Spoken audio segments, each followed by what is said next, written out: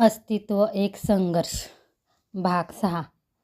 त्याने कार्डचा फोटो काढून ते कार्ड प्रेरणाच्या बाबाकडे दिलं. बाबांनी कार्ड घेतलं आणि बघून खिशात ठेवलं. मी उद्याच डॉक्टर स्नेहा यांना इथे बोलवलं आहे. प्रेरणाला त्या भेटून सांगतील मग पुढे कसं काय करायचं ते. डॉक्टर पुन्हा म्हणाले. म्हणजे डॉक्टर स्नेहा नेहमी इथे येणार का प्रेरणाचं चेकअप करायला की कसं? प्रतीकने प्रश्न केला. तसे डॉक्टर म्हणाले. नाही, अजून एक आठवडा मिस प्रेरणाला आम्ही ऑब्झर्वेशन खाली ठेवू. त्यांचे काही सलाईन बाकी आहेत आणि काही मेडिसिन कोर्स असेल तो पूर्ण करून त्यांना एका आठवड्यानंतर डिस्चार्ज देऊ. त्यानंतर डॉक्टर स्नेहा त्यांना घरीच येऊन चेक करतील किंवा मग कधीतरी त्यांच्या क्लिनिकमध्ये प्रेरणाला जावं लागेल. पण शक्यतो घरीच येतील. म्हणजे मी त्यांना आधीच प्रेरणाची केस सांगितली आहे आणि विश्वास ठेवा मिस्टर प्रधान आणि राज्याध्यक्ष, डॉक्टर स्नेहा यांचे पेशंट हमखास ठीक होतात आणि मिस प्रेरणा ही लवकर ठीक होतील. फक्त तुम्हाला जे काही सांगतील ते फॉलो करावं लागेल जेणेकरून आपल्याला हवा असलेला रिझल्ट आपल्याला लवकर मिळेल. तसं प्रेरणाचे आईबाबा म्हणाले. हो डॉक्टर, आम्ही डॉक्टर सांगतील तसे सगळे फॉलो करू. फक्त आम्हाला आमची लेक लवकर ठीक झालेली पाहायची आहे. हो ती नक्की ठीक होईल. तुम्ही काळजी करू नका. फक्त आता सतत तिथे तोपर्यंत तुम्हाला तिच्यासोबत राहावं लागेल. आमच्या नर्स असतील पण तुम्हा दोघीपैकी एकाला सतत तिच्याबरोबर राहावं लागेल. चला तर मग आपण पुन्हा एकदा मिस प्रेरणा यांचं चेकअप करूया. असं म्हणून डॉक्टर तिघांना घेऊन केबिनमधून बाहेर पडले. त्या दिवशी दुरून पाहिल्यानंतर आज पहिल्यांदाच प्रतीक प्रेरणाच्या समोर जाणार होता. खरं तर त्याची हिंमत होत नव्हती पण तिला पाहिल्याशिवाय त्याला चैनही पडत नाही. शेवटी त्याने आत जायचा निर्णय घेतला. असं ठरलं आणि तो सुद्धा त्या सगळ्यांबरोबर प्रेरणाला बघायला गेला. समोर पाहिलं तर प्रेरणा बसून होती. तिचे केस डोक्याला लागल्यामुळे कट केले होते. तिची नजर जणू काही शून्यात होती. तिला आजूबाजूला कोणी आलं आहे हे सुद्धा जाणवत नव्हतं. तिच्या चेहऱ्यावर हातावर काहीशा खरचटलेल्या जखमा होत्या.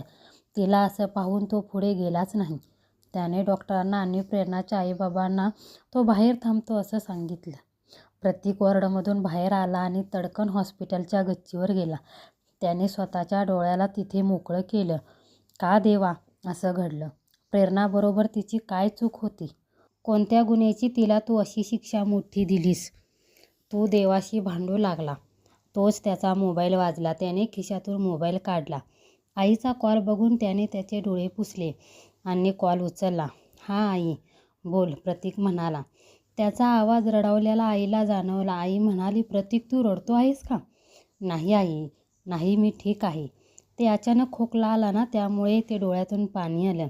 खरं तर आईला त्याचं म्हणणं पटलं नाही पण ती म्हणाली. ओके, पाणी पिऊन घे बाळा, बरं वाटेल. हो आई, मी पितो पाणी. थांब, मी बोलतो, थोड्या वेळाने पाणी पिऊन येतो. असं म्हणून प्रतीकने कॉल ठेवला.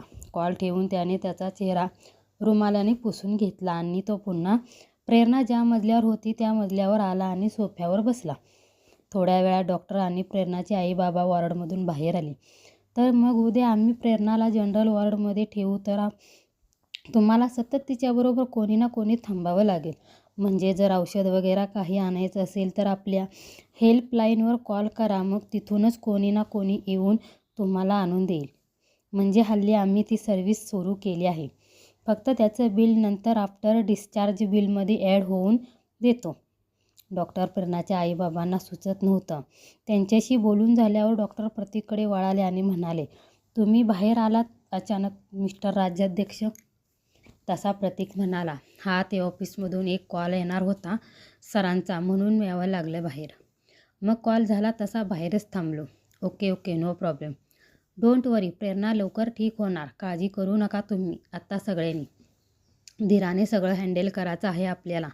असं म्हणून डॉक्टर त्यांच्या केबिनमध्ये निघून गेले. तसा प्रतीकनेही प्रेरणाच्या आईबाबांना काही हवं असेल तर नसेल तर निसंकोचपणे कॉन्टॅक्ट करा असं सांगितलं आणि तोही घरी निघाला. प्रतीक प्रेरणाच्याच मनाचा विचार करत घरी पोहोचला. कधी एकदा प्रतीक येतोय आणि प्रतीकला काय काय घडलं ते सांगतोय याची राजू वाट पाहत होता. त्याला घरी आलेलं पाहून तो खूप खुश झाला. अरे प्रतीक, मी तुझीच वाट पाहत होतो, राजू म्हणाला. त्याच्या मागोमाग आई पण आली राजूला असं खुश पाहून प्रतीकने विचार केला, आपण प्रेरणाबद्दल नंतर सांगू सगळ्यांना.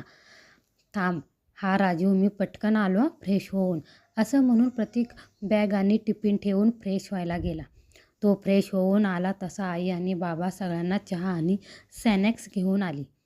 प्रतीक आल्याशिवाय मी काहीच सांगणार नाही, असं राजूने घोषित केल्यामुळे आई बाबा पण काय झाले हे ऐकायला उत्सुक होते.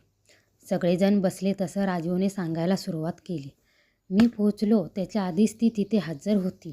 ती म्हणजे रेखा. आधी मला वाटलं मलाच उशीर झाला की काय, म्हणून मी घड्याळात पाहिलं. तसं मी काय विचार करून घड्याळात पाहिलं हे तिच्या लक्षात आलं तशी ती गोड हसून म्हणाली, सर तुम्ही घड्याळ नका बघू, तुम्ही वेळेत आला आहात. मी लवकर येऊन थांबले होते. तसा मीही हसलो. ऐकलं का हो, गोड हसली. प्रतीकच्या आई मध्येच प्रतीकच्या बाबांना म्हणू लागली. तसा राजू म्हणाला, हां याचमुळे मी सांगत नव्हतो काका काकी तुम्हाला. मला माहीत होतं तुम्ही माझी अशीच मस्करी करणार. तसे बाबा आईला थांबवत म्हणाले, अगं सांगू दे त्याला सगळं, मग काय आपल्याला तेच तर करायचं आहे. सांग रे बाबा. सांगतो, बाबा पुन्हा हसून म्हणाले. तसा राजू पुन्हा सांगू लागला. मग आम्ही दोघेही त्या कॉफी शॉपमध्ये गेलो. तिथे बहुतेक आधीच टेबल बुक करून ठेवलं होतं. आम्ही जाऊन बसलो तसा लगेच वेटर आला.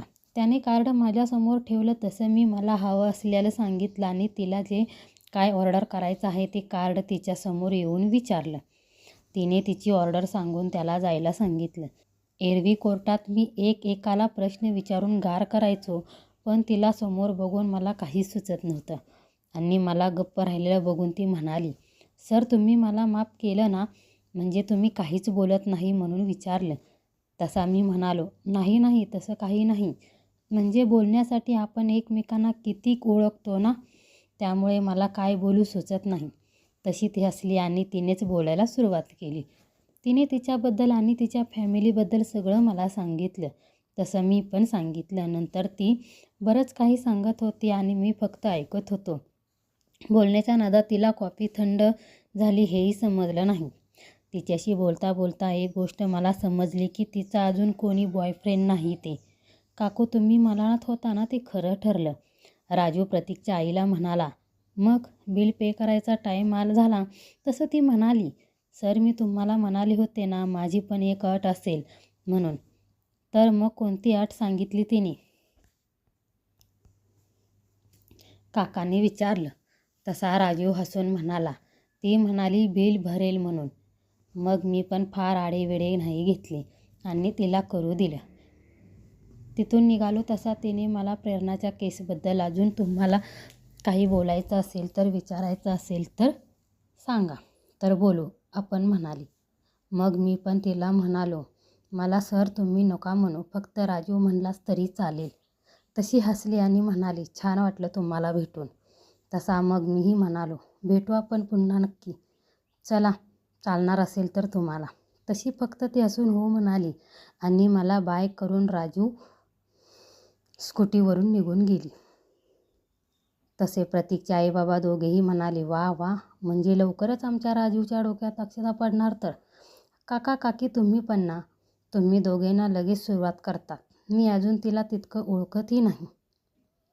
हो ना प्रतीक, असं म्हणून राजूने प्रतीकला प्रश्न केला. तसा प्रतीक भानावर येऊन म्हणाला, हो तू बरोबर म्हणतो आहेस, तिने तुला सर बोलायला नको. त्याचा या बोलण्यानं तिघांनाही लक्षात आलं की बोलणं झालं त्याकडे लक्ष प्रतीकचं नव्हतं ते. तसं राजूने त्याला विचारलं, प्रेरणा शुद्धीवर आली ते तिचं साक्ष घ्यावी लागेल ना, आणि डॉक्टर काय म्हणाले, कधी डिस्चार्ज देणार म्हणालेत. त्यावर प्रतीकने घडलेला सगळा प्रकार तिघांना सांगितला. तसा राजू म्हणाला, अरे तू मला मगाशी का नाही सांगितलं हे सगळं, मी माझं सांगत बसलो. त्यावर प्रतीक म्हणाला, सगळेच खूप आनंदात होते आणि मला थोडा वेळ हवा होता सगळं सांगायला. म्हणजे मी त्यावेळी तिला बघितलं ना, त्यावेळी मला तिच्यासमोर जाताच येत नव्हतं. तिला तर जाणवतही नव्हतं मी तिथे होतो तिथे. प्रतीकला सगळं सांगताना खूप भरून आलं होतं. आईने त्याला पाणी प्यायला दिलं आणि म्हणाली, प्रतीक डॉक्टर स्नेहा गोवेकर खूप चांगल्या आहेत. प्रेरणा ठीक होईल त्यांच्याकडे. तू आधी स्वतःला सावर. आईने प्रतीकच्या पाठीवरून हात फिरवत म्हटलं. आई तू कशी ओळखते डॉक्टर गोवेकर यांना. प्रतीकने आईला विचारलं. बाबा म्हणाले, तुझ्या आईच्या कॉलेजमध्ये एकदा डॉक्टर आल्या होत्या. त्यांचं एक लेक्चर होतं, हो ना गं? तशी आई म्हणाली, हो, त्यांनी बऱ्याच मुलींना त्यावेळी काउन्सिलिंग केलं होतं. तुला माहीत नाही का प्रतीक, पण मी सुद्धा त्यांच्याकडे काउन्सिलिंगला गेले होते. माझ्या वयाच्या आसपास त्यांचं वय असेल. काही गोष्टींना मी सुद्धा डिप्रेशनमध्ये गेले होते, तेव्हा त्यांच्याकडे गेले होते. आई, तू डिप्रेशनमध्ये? शक्यच नाही. प्रतीक म्हणाला, हो, तुझी आई गेली होती डिप्रेशनमध्ये आणि डॉक्टरच्या काउन्सिलिंगने आणि तिला बरंही वाटलं होतं. स्वतःला कळल्यामुळे ती डिप्रेशनमधून बाहेर आली. बाबा म्हणाले, प्रतीक, तू काळजी करू नकोस. डॉक्टर गोवेकर खूप चांगल्या डॉक्टर आहेत. त्यांच्याकडे प्रेरणा नक्की ठीक होणार. पण तुला सर्वात आधी आता स्ट्रॉंग व्हावं लागेल. जर तुला प्रेरणाच्या फॅमिलीला तिचा बॉस म्हणून सपोर्ट करायचा असेल तर. आई प्रतीकला म्हणाली, हो आई, तू म्हणते आहे त्याप्रमाणे मी वागेन आता. मी उद्या जाऊ का हॉस्पिटलमध्ये? म्हणजे उद्या डॉक्टर येणार आहेत प्रेरणाचं चेकअप करायला. प्रतीक म्हणाला. तसे आई बाबा म्हणाले, अरे हो, नक्की जा आणि आम्हाला पण सांग. प्रतीकने हो म्हटल्यावर आणि राजीवला मगाशी त्याचं लक्ष नव्हतं म्हणून सॉरी म्हणाला. तसा राजीव म्हणाला, अबे यार, कभी रुला मत मुझे. आणि झालं ना तुझं मिस? मग काय, मी परत सांगेन, त्यात काय. हो ना काका? तसे काका काकू हसून म्हणाले, हो हो, तुझी ड्रीम गर्ल आहे रेखा शेवटी. तू कितीही वेळ तिच्याबद्दल बोलू शकतोस. तसे चौघेही हसू लागली. दुसऱ्या दिवशी प्रतीक हॉस्पिटलमध्ये जायचं म्हणून लवकर उठला. त्याला लवकर उठलेलं पाहून राजीव आणि डोळे चोळत उठला. मी पण येऊ का? राजीवने विचारलं. अरे नको, तू आराम कर, मी जाऊन येतो. आणि काही गरज तशी लागली तर कॉल करतो तुला, प्रतीक म्हणाला. तसा राजीव उठून बाहेर रूममध्ये गेला. बाहेर सोफ्यावर काका पेपर वाचत बसले होते. राजीवही त्याच्याबरोबर पेपर वाचत बसला होता. पेपरमधल्या एका बातमीकडे लक्ष गेल्यावर राजीवने ती सकाळी बातमी वाचून प्रतीकला हाक मारली. प्रतीक, लवकर ये, हे बघ काय. त्याने काकांना ती बातमी वाचायला दिली. त्याने अचानक आवाज दिल्यामुळे काकू आणि प्रतीक दोघेही बाहेर आले. काय झालं राजीव? प्रतीक म्हणाला. तसं राजीवने प्रतीकच्या हातात पेपर देऊन ती बातमी वाचायला सांगितली. हे तर सगळं प्रेरणाच्या बाबतीत जे घडलं तेच आहे ना? पण जर पोलीस सांगणार नव्हते असं असताना मग ही बातमी आली कशी पेपरमध्ये? प्रतीक थोडा रागातच बोलू लागला. तसं राजीव त्याला शांत केला आणि म्हणाला, हे बघ प्रतीक, बातमी मीडियापर्यंत पोचते. त्यांना इथून ना तिथून कुठून तरी कळतेच. आणि तू नीट बातमी वाचली असशील तर त्यात कुठेही प्रेरणा किंवा त्या 2 आरोपीच्या नावाचा उल्लेख नाही. कारण कोर्टात रेप केस काही नियम असतात जे सगळ्यांना प्रिंट मीडियापर्यंत फॉलो करावे लागतात. आणि हे नियम अगदी काटेकोर आहेत. आणि कोणताही चॅनल किंवा रिपोर्टर प्रेरणा किंवा तिच्या फॅमिलीशी बोलू शकत नाही, असं मी आधीच लिगली करून घेतलं आहे. मी तुला फक्त याकरता हे सगळं दाखवलं म्हणजे तुला यापासून या गोष्टी शक्यतो लांब ठेवायच्या लागतील. किंवा मग तुला त्यांना या बातमीबद्दल सांगावं लागेल. जो योग्य वाटेल ते तू कर. तशी आई म्हणाली, तुला जर त्यांना सांगायचं असेल तर सांगू शकतो. त्यांना कोणत्याही या बातमीमुळे मानसिकरित्या त्रास होणार नाही याची काळजी घे. मला वाटतं तू त्यांना न सांगावं जास्त योग्य आहे. चालेल आई, मी तेच करेन. मग प्रतीक म्हणाला आणि हॉस्पिटलच्याला जायच्या तयारीला लागला. आईने थोड्या वेळाने प्रतीकला नाश्ता आणून खायला भाग पाडले आणि मगच हॉस्पिटलमध्ये जायला सांगितलं. तसं प्रतीकने नाश्ता केला आणि तो हॉस्पिटलमध्ये जायला निघाला. प्रतीक हॉस्पिटलमध्ये प्रेरणा ज्या मजल्यावर होती तिथे पोहोचला आणि तिच्या रूममध्ये न जाता सोफ्यावर बसून राहिला. थोड्या वेळाने तिथे डॉक्टर आले. ओ हो राज्याध्यक्ष, तुम्ही पण आला आहात, छान केलं. थोड्या वेळाने डॉक्टर गोवेकर येतील, तोपर्यंत आहात ना तुम्ही? म्हणजे तुम्ही असलात की तुमचे काही प्रश्न असतील तर तुम्ही विचारू शकता. डॉक्टर गोवेकर यांना. कसं आहे मिस प्रेरणा, तुमची ऑफिसमधली टीम मेंबर आहे, सो तुम्हाला या केसबद्दल माहीत असायला हवं. म्हणून मी थांबणार आहेत ना? त्यावर प्रतीक म्हणाला, हो डॉक्टर, मी आहे इथेच. तसे डॉक्टर प्रेरणाच्या रूममध्ये गेले. प्रेरणाला ICUमधून दुसऱ्या रूममध्ये ठेवलं होतं. आता कोणीही तिला भेटायला जाऊ शकत होतं. प्रतीकला प्रेरणाला पाहायचं होतं पण त्याची अजूनही हिंमत होत नव्हती. तो तसाच तिथे बसून राहिला. साधारण 1.5 तासाने डॉक्टर स्नेहा गोवेकर आल्या. खरं तर प्रतीकने त्यांना कधी पाहिलं नव्हतं, पण डॉक्टरच्या केबिनमध्ये डॉक्टर बरोबर गेलेल्या डॉक्टर म्हणजे स्नेहा गोवेकरच असणार असा त्याने अंदाज मानला. आता प्रतीक बरोबर प्रेरणाचे बाबाही सोफ्यावर बसून होते. थोड्या वेळाने डॉक्टर आणि डॉक्टर स्नेहा गोवेकर एका नर्सबरोबर प्रेरणाच्या रूममध्ये गेले. त्यांनी प्रेरणाच्या आईला बाहेरच थांबायला सांगितलं. थोड्या वेळाने तिघेही प्रेरणाच्या रूममधून बाहेर आले. नर्स, ते आत जाऊ शकता तुम्ही, आईला इशाऱ्याने सांगितलं. तशी प्रेरणाची आई प्रेरणाच्या रूममध्ये गेली. प्रेरणा शांत झोपली होती, म्हणून ती बाजूलाच बसून राहिली. थोड्या वेळाने डॉक्टर आणि प्रेरणाच्या बाबांनी प्रतीकला केबिनमध्ये बोलवून बसायला सांगितलं. या डॉक्टर गोवेकर या प्रेरणाची केस हँडल करणार आहेत, सो तुम्ही यापुढे त्यांनाही सांगेल तसं सहकार्य करायचं आहे.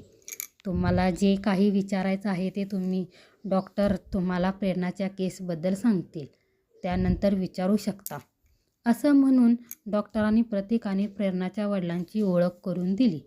तसं डॉक्टर स्नेहा म्हणाल्या, मी प्रेरणाला चेक केलं. तिला जे काही घडलं तिच्या बाबतीत त्याचा खूप मानसिकरित्या धक्का बसला आहे. तिला आपण यातून बाहेर काढायला मदत केली पाहिजे.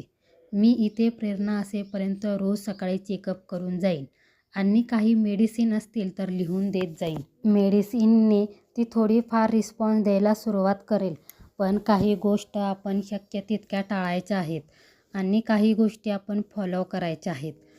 एक तिच्याबरोबर सतत कोणी ना कोणी असलं पाहिजे, कारण ती ज्या धक्क्यातून गेली आहे त्यात बऱ्याचदा काही पेशंट डिप्रेशनमध्ये आत्महत्या करू शकतात. दुसरी गोष्ट, तिच्याबरोबर शक्य तितकं चांगल्या आठवणी सांगून बोला. एखादी दुःखी करणारी गोष्ट तिच्यासमोर बोलू नका आणि गोळ्यांचे डोस अजिबात चुकता कामा नये.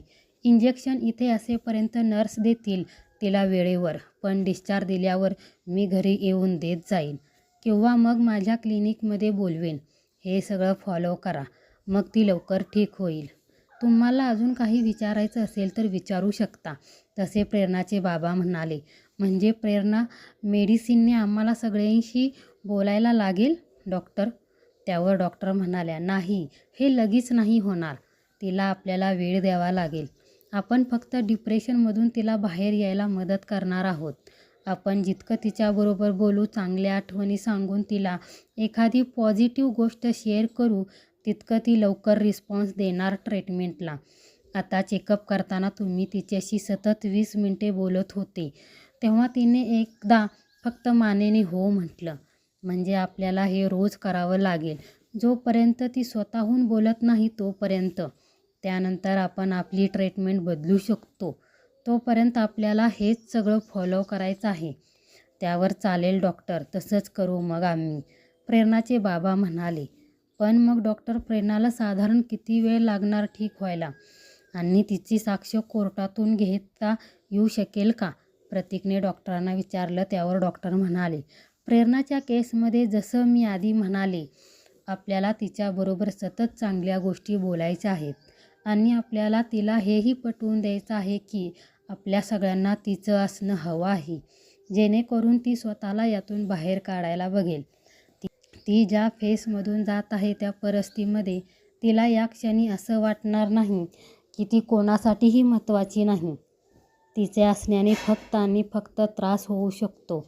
सो तिच्या माइंडमध्ये निगेटिव्ह विचार घर करू लागले आहे आणि आपल्याला त्याच विचारांना बाहेर काढायचं आहे. म्हणून आपण फक्त तिच्याशी पॉझिटिव्ह बोलायचं आहे. बोलता बोलता डॉक्टरनी काही मेडिसिन आणि इंजेक्शन लिहून दिले. हे तुम्ही आणून नर्सकडे द्या. त्याबरोबर त्या वेळेत औषध आणि इंजेक्शन देतील, असं म्हणून त्यांनी तो कागद प्रेरणाच्या बाबांकडे दिला. अजून काही प्रश्न आहेत का? डॉक्टर गोवेकर यांनी विचारलं. तसे प्रेरणाचे बाबा आणि प्रतीक दोघेही नाही म्हणाले. प्रेरणाच्या संदर्भात कोणतीही गोष्ट जाणवली की मला लगेच कळवा, म्हणजे तसं आपल्याला मेडिसिनही बदलता येतील. डॉक्टर प्रेरणाच्या बाबांना आणि प्रतीकला म्हणाल्या. ओके, मी निघते आता. असं म्हणून त्यांनी डॉक्टरांना हात मिळवला आणि त्या केबिनमधून त्यांच्या हॉस्पिटलमध्ये जायला निघाल्या.